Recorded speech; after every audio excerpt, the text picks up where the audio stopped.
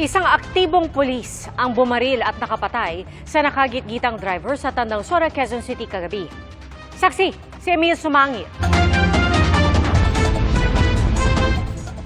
Nakabalagbag na sa gilid ng kalsada sa bahagi ng Tandangsora Avenue sa barangay Old Balara, Quezon City.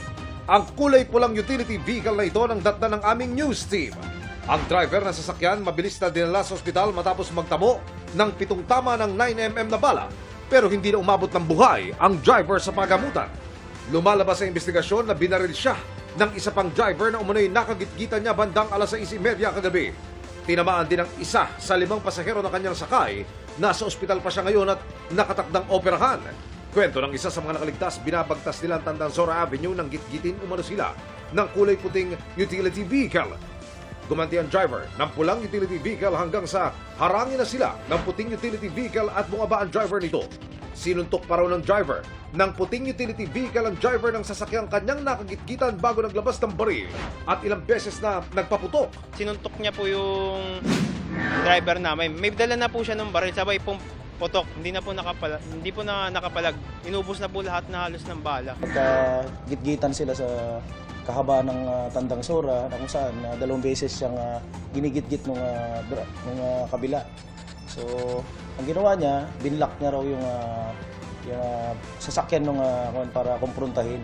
Matapos ang insidente, dumiretso ang suspect sa Batasan Police Station para subuko ang 48 anyos na lalaking suspect na pagalamang isang pulis na may ranggong Police Executive Master Sergeant. Nakatalaga siya sa QCPD Batasan Police Station. I-turn over na siya kanina sa Criminal Investigation and Detection Unit o CIDU sa Camp Karingal. Nakausap ko siya kanina pero pinayuhan na raw siya ng kanyang abogadong manahimik na muna. Ayon sa QCPD, pumalag daw ang biktima at itinusok sa bandang dibdib ng pulis ang steel pipe na ito. Ipinakita bilang katunayan ng pulis ang sugat na kanyang tinamo. Dito na raw nagkabarilan. Binabaan ng pulis yung victim at pagbaba,